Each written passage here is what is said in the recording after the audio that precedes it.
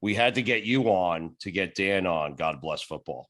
I mean, that's really, you would think it'd be easier to get him on my own show. I sit next to him every single day, but it took you to get him on. So we They thank you for lured that, me Aaron. in. They lured me in with the promise. They're like, "Would you be on God Bless Football?" And it was on one condition: you got to find Aaron Rodgers for me. And they've located you and they've pinned you down. And I'm happy to see your smiling face. Thank you for joining us. You bet, guys. Thanks for your patience.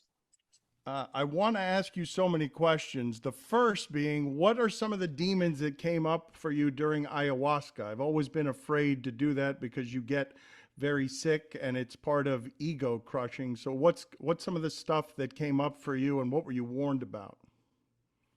Well, I'd done it before. I did it back in 2020. So if you're talking about the latest one, the first one was a pretty benevolent experience. Both nights was very positive, felt very loving. Connection with the spirit of the vine and the earth and my ancestors. And the second one was, I purged all 3 nights, and the second night had a really, more of a positive journey. The first night was definitely a, kind of an ego death experience, but a lot of it was just around self-love. So all the negative thoughts that you've ever thought about yourself literally came to my mind. It was like my ego was whispering in my ear for 5 hours, all these just very, very negative thoughts about myself that maybe I've had over the years, and basically the worst things you can tell yourself. And it was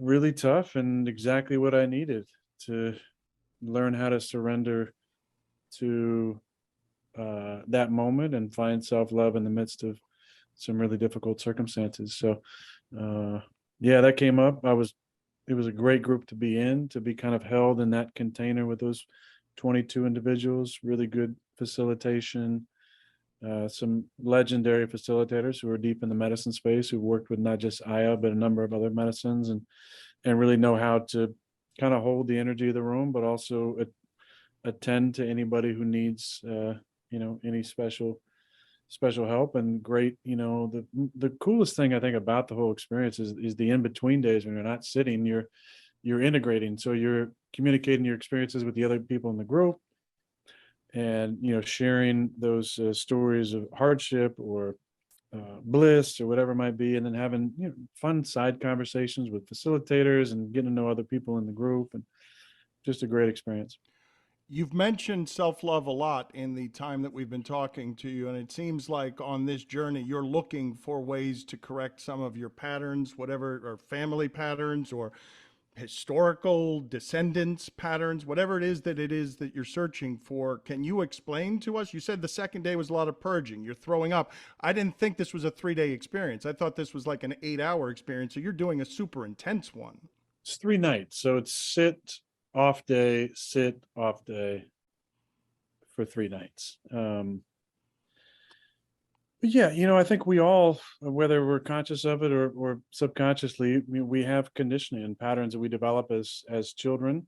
A lot of it is just survival. And for most of us, especially grow up in the States, it's not like life or death survival, but it's surviving the routine, the life that you're in, kind of finding your way in those places. And as you get older, some of those patterns and conditions don't really serve you anymore. The way you've dealt with things, for me, suppression of feelings, not finding my voice, kind of, not able to express emotions or feelings that I'd like to express in order to more deeply connect with loved ones or in relationships or different things. So a lot of it is kind of that unwiring of some of those neural pathways that you just learned as a kid. And that's not a slight against any of our upbringings or the stuff that we grew up with. We all have it, whether we grew up in the most incredible, loving household or whether we grew up in a difficult environment. There's going to be conditioning that happens and patterns that happen that served us as a young person, maybe don't serve us as we get older and become adults and try and do the adult thing. Aaron, I tell my ego, I'm not certain what you told yours, but I tell my ego that I won back-to-back fucking MVPs. Did you? Zip it up, ego. Yeah, zip it up, ego. Huh? Mm-hmm. Yeah, I mean, the ego likes that, I think. And look, in our business, I think we all have egos, and egos can be really a great thing and very healthy for our success and for our confidence, for our leadership ability. I think we have to have a very balanced and healthy ego. It's when the head is leading, when the mind is leading, uh, most of the time that's going to mute or turn off the heart. And when the heart is leading, that's going to mute or almost turn off, the head, which is a lot of the ego. So it's more just trying to have a better balance between the analytical mindset and more the emotional desires to kind of have a better balance between maybe the masculine and the feminine inside us. Have you noticed that your mind is a bit of a poison? All of our minds are a bit of a poison, the illusion of control that the mind gives us. Oh, for sure. For sure. I mean, I think anytime we start, whether it's believing we have all the answers or we stop listening to understand, and now we just listen to just respond. We overanalyze things. We try and play out scenarios. We're always trying to cover for ourselves, and which leads us to avoiding direct conversation. There's a lot of traps that your mind can get you in for sure if you're just leading with that. And at the same time, there's a lot of great things that analyzing things and risk assessment, logical reasoning, I think can really be good. But you have to try and balance the positive things that analytical mind can add to your life with the things that will hold you back and will cause you to regress in areas. And for me, it was just for years and years and years, especially in my 20s, of just a major repression of feelings, because that's what I grew up as my default, was just not talk about what was going on in my life, not check in with myself and my feelings, not being able to express my feelings, and not just in relationships, but in friendships. And so it affected a lot of areas of my life. So as I've gotten older, I'm trying to, unwind those things, you rewire those neural pathways. The basis of all that is just an unconditional love for myself. And as I do that, then it's way easier to then return that to the people in my life. I've said before in therapy that among all things, that if I could change one thing about myself, it would be to go easier on myself, to not having a withering self-assessment that I imagine comes up with all those demons with ayahuasca, where you're like, oh my God, I really don't like this about myself. Yeah. I mean, Dan, I resonate with that 100%. Like that is and has been my greatest challenge, is how can I be gentle with myself? How can I go easier on myself? How can I give myself the same latitude and the same forgiveness that I can give a best friend? Where in a heartbeat, something happens, it's like, it's all good. I love you. Like, we've been through so much together. I know that you didn't mean to do that, but with ourselves, how easy is it to just slam ourselves? You're the biggest idiot ever. How could you be so fucking stupid? What are you doing? You know what I mean? Yeah, I don't know what you're talking about. Yeah. Can't you ever just turn your brain off, Aaron? Right, like the I'm two of you. I mean, seriously, I a couple bet of brains your cut breath it up. work. I mean, I bet your breath work and meditation has probably helped him. Yeah. The breath work and meditation for me has been great. And I've met some really cool people and some interesting things. I've worked on transcendental meditation with an awesome teacher in Southern California. And that's been really good because for a long time, I don't know, those of us with analytical minds, I always felt like, what's wrong with me? I can't quiet my mind. This has got to be so easy, right? Look at what the gurus in India. But in transcendental meditation, I found a forgiveness for that wandering mind, and it allows you to kind of embrace those thoughts, and embracing those thoughts, that's how those thoughts can kind of dissipate and actually go away. And I've found a lot of solace and enjoyment out of that type of meditation. It's been great for me. Have you gotten liberation out of the last 2 years, the turbulence, the controversy? Quarterbacks get the distractions away from their huddle. You have expressed your feelings publicly in a way you never have before. So that's part of this growth, but has it been liberating, or has it been suffering, or has it been both? No, I think it's been very liberating for sure. I've been a very quiet person for the majority of my life, and it's been nice in a few areas to really regain some of the narrative around some of the stories that were out there about me, and just speak my truth on a number of different topics that are important to me, and show up how I want to show up. That being said, there definitely has been some turbulence and some unintended consequences, but it's allowed me to every single time to adjust and then reintegrate, to adjust and reintegrate. The only way that you can really level up is from mistakes, and I've made enough of them, and I'm thankful for them. There's, obviously there's wishes on certain things, that I would have said and should have said or didn't say or said and didn't want to say, but I'm thankful for all those moments because it's allowed me to reintegrate the lessons that I'm working on and to find a way to level up, to do it better the next time. After winning back-to-back MVPs, Aaron, and kind of going through what you've gone through the past 2 years, has it been liberating to pass the torch to Tua in a sense? God, he played a great game last week, man. Trent Dilfer was on, and he said that Tua reminds him of you, Aaron. He did say that. Yeah. I like Tua. I like the way he plays, and he's taking some crap down there. It feels like at times, especially this offseason, just some things about him maybe not being a franchise guy and stuff. And I enjoyed watching him in college, and I was laughing Monday night, watching the guy that was backing him up, Jalen Hurts, who's in Philly and playing great. So happy for those guys. I like the way they carry themselves, and man, Tua just had an incredible fourth quarter really, but yeah, they got some weapons down there for sure. How often over the last couple of years has something you've said or done been hard to forgive yourself for as you try to practice some of this self-love, like where you're coming home, what an idiot I am. How could I have said or done X? Well, the last 2 years, it's been much better. It's been much easier because I've been integrating these lessons I've learned.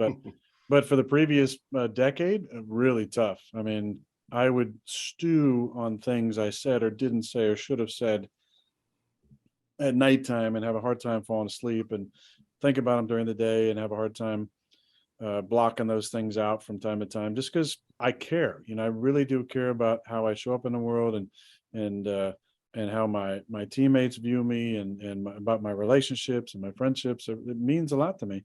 And so I want to do right by those people, and I want to do right by myself. But definitely the last couple of years, learning a deeper level of that self-love and a deeper level of the gentleness and going easier on myself has been really, really good for me. And I think it's coincided with a lot of important changes and boundaries I've created in my life and relationships that have come into my life that are deep and meaningful. And the ones that have moved on, and that I, people that I had beautiful relationships with, and that I don't have those with anymore. Like, very thankful for those moments and those interactions with those people, and but thankful for the people in my life right now, and the lessons I've learned, and the fact that I'm on my journey and I'm making mistakes, and that's okay because that's part of it. You cared a lot what people thought, a lot more what people thought a few years ago, correct? What others thought. I mean, I've always cared about how I show up in the world. I think I've always cared about the people really close in my life. I think you may refer to, I just feel like there were some narratives out there that were just patently so false, and that I, for the longest time, just stayed quiet on it, didn't say anything, or took the high road.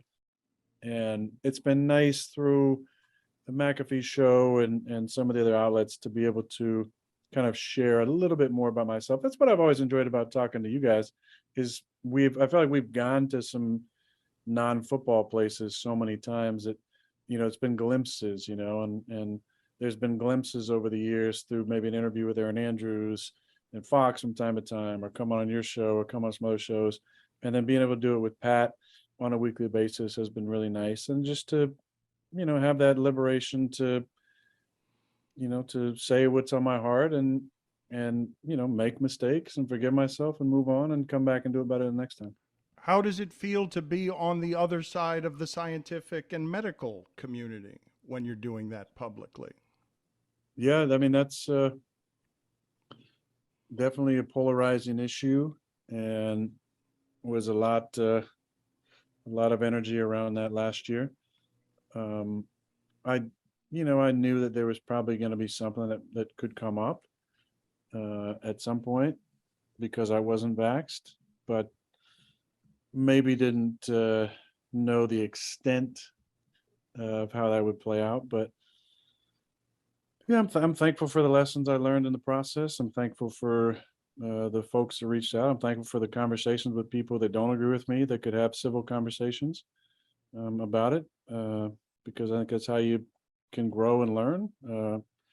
And I don't have all the answers. I have my beliefs and the research that I've done and the people I've talked to, but I welcome discussions around any issue or where I don't see eye to eye with somebody. I think that's the biggest problem in this country is we have a hard time doing that. If we disagree with somebody, we write them off right away instead of trying to learn something from that person. And then maybe at the end you just agree to disagree, and that's fine. But it doesn't have to be an end of a friendship or end of a long-term, friendship or even lifelong friendships. But for some people, that's the direction that it went. What part of the reaction surprised you beyond that, right? You weren't expecting to lose some people over that, were you? The people close to you? I wasn't, no. I just think that, well, I mean, there's a lot of things that were very interesting about it, but the biggest thing is there just wasn't any room for opinions that didn't go along with the mainstream thought. And as being on the other side of this now, obviously there were some things that were said to us that weren't entirely true. And I think we're all better from having gone through it. And hopefully we don't make some of the same mistakes next time around.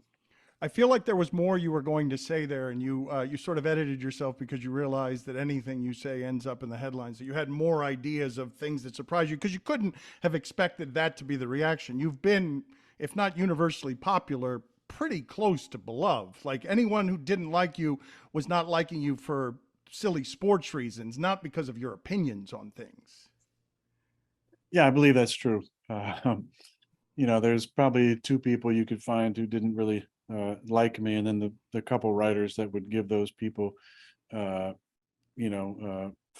to voice their thoughts when kicking us was a popular decision and route for a story to go down. But that definitely was an issue that was very polarizing. I get it, because we're talking about a life or death issue, and that gets tied to identity, and it gets tied to worth and truth and all these different really big words and issues and tenets of our personality. And so I understand that it would be polarizing, but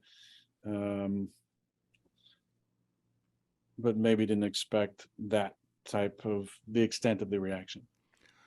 You talked about a DMT tea. Are you thinking you must be thinking beyond ayahuasca, right? There are more explorations that you want to go. What are the next steps for you there on the search toward enlightenment through what some people might view as unconventional?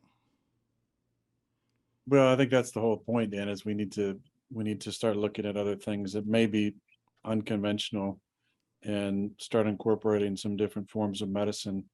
There's some really interesting studies going on right now with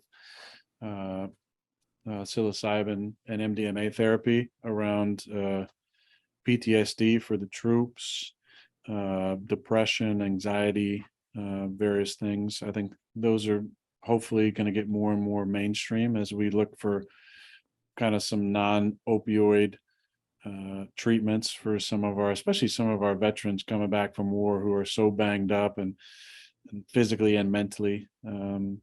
But personally, the DMT is in ayahuasca. That is what gives you the psychoactive experiences. I feel like in the next probably year or two that I'll probably sit with the medicine again in a similar format, maybe 3 or 4 nights.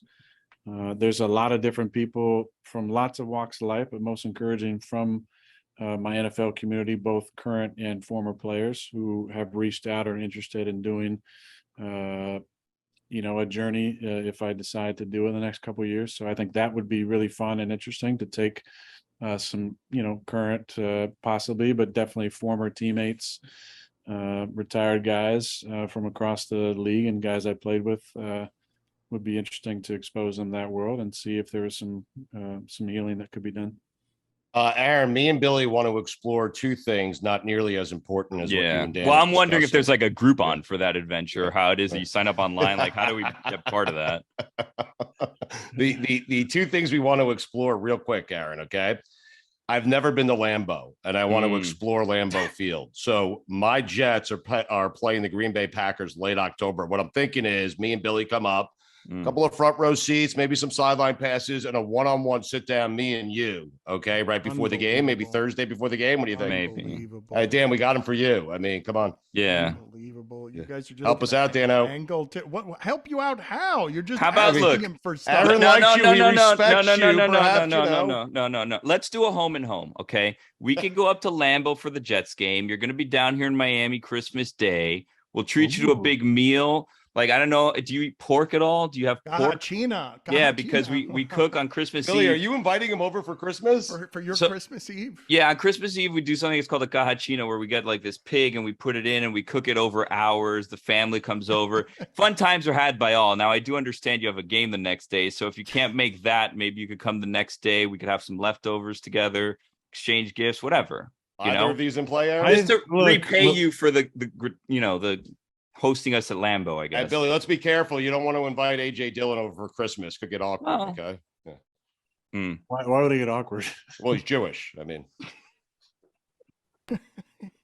listen, if I'm coming to anybody's house, I feel like Dan, might be the most fun down there. So, wow. Oh my God. Keep you guys in mind. Sorry he rejected you. Before we get you out. Wait, are you going to Dan's for Christmas? And am I getting a one-on-one sit down with Aaron Rodgers Thursday before the Jets Packers game? Can we make that happen? I mean, just me and you. We'll have some fun, a couple of laughs. We don't need to talk about anything serious. We'll just have some fun.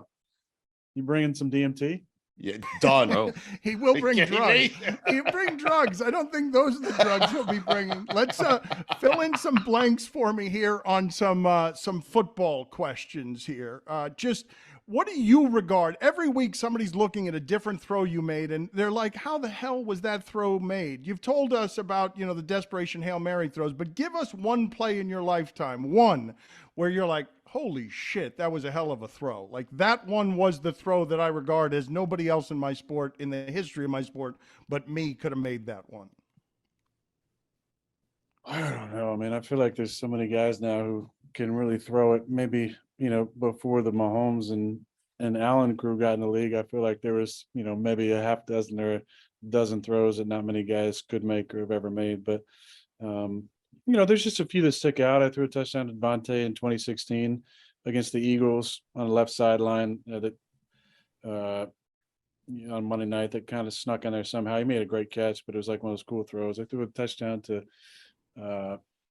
Jermichael Finley in 20 what was that, 11 at home, kind of right over the shoulder of a defender. That was pretty special. I mean, I love the throw in the Super Bowl to Greg Jennings down the middle on Ike Taylor that somehow deflects like barely off his finger on 3rd and 10. That was one of those really special, super, super tight window throws.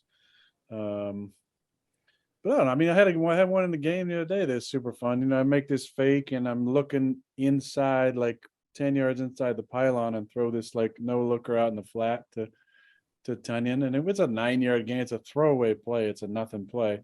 This one was like really cool. Like, I mean, the stuff that went into like that, and then setting your feet and you're wide open and you're looking inside and you throw and you slow-mo on the film, and the defender like jumps to the inside and you literally throw it like 4 yards outside his arm. Like those are fun ones. Look at the smile on his face. Stugatz is delighting in the fact that you get to go into a game as a younger quarterback. It's so great. Yeah, it's rare, right? It's very rare. I think this is he the only guy older than me in the league? I think so. Yeah. Yeah, I mean, sounds about right. Yeah. How do I make the argument, Aaron, given that I think you're the best quarterback I've ever seen, that you've won 1 title and Tom Brady has won 7? How do I make the argument when he's already won as many playoff games in the NFC as you have, and win the argument that I believe you're the better quarterback? Well, it's the the Super Bowls usually goes that makes you the best player or the GOAT, right? Like, I mean, other than who's won the most NBA championships? Bill Russell. Yeah. But not many people say he's the GOAT, right? They Right. would say, you know, Michael Jordan. Some people, I don't know, somehow think LeBron. But for me, it's Michael Jordan and Kobe Bryant are the two best players I've ever seen. Obviously, that was kind of when I fell in love with basketball in the late '80s, early '90s. But look, there's Super Bowl championships, and then there's talent and ability, and I think when that's the standard, then I probably should be in the conversation. What's the closest you were to leaving? The most frustrated day when you were really 50-50 on retirement and the feeling overwhelmed you on, you know what? I might be done with this. I'm tired and maybe this is it for me. Well, Dan, I would say that it was not frustration. It was pure enjoyment. It was enjoying the other side. It was enjoying a life of making my own schedule and traveling when and where I want to, and not beholden to you know, a workout at this time and body work at this time and this thing going on here.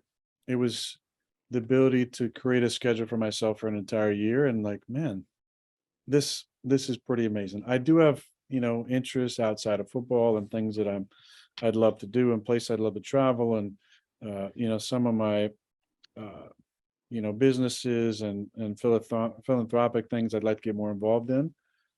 But it was more of a, you know, it's super just blissful, enjoyable day where I'm like, I could do this all the time. It wasn't ever frustration because I love playing, I love competing, and for me it's just always been about the grind, especially the mental grind of a season, and then juxtaposing that with how much enjoyment I can have in the off season and set my own schedule. You had to have been tempted to play somewhere else, though. There had to be some of that there, right? I don't really understand why you went back there. Yeah, I don't expect you to, but I do. I have so much love for this place, and this place has given me a lot, and I feel like I've returned. Hopefully, they feel like a lot. But I love this place. There's a great history here. There's a great love affair between myself and our fans and this state. And I just felt like the right thing to do would be to finish here in Green Bay. And it hit on a lot of really important characteristics that I like to exhibit. One being loyalty, and being loyal to this place that drafted me, that has stood by me, that's paid me a ton of money, and also just my love and desire to win here and to finish the right way here was ultimately what it came down to. One more shot before we get him out of here, Stugatz. You want to try and get any more out of him? You want to ask for any more favors, any more I mean, things? I think, well, he's going to your house for Christmas, so that's nice, Yeah. Dan. You better have a nice Christmas prepared. You're for welcome Harry. for that also, by the way. And you are welcome. No, the only other thing I have, and I will bring whatever drugs you want me to bring. I just want a yes to this, sit that one-on-one. Yeah. And then I want to watch the Packers Jets. I mean, you know, what do you think? Well, you're a Jets fan, so But I'm an Aaron Rodgers fan. More too. than anything, though, Aaron, he's for sale. So yeah, I'm for just sale. know that. And listen, I am telling you, I'm an Aaron Rodgers fan before I'm Yeah. a Jets fan. I'll say it Yeah. right now. I don't care. Mhm. Yep. I will That's a strongly lot. consider Mr. Stugatz. Wow. Yes. Wow, strongly consider. Congratulations, Yes, Stugatz. right. Aaron, thank you, sir. It is good seeing you. Don't be a stranger.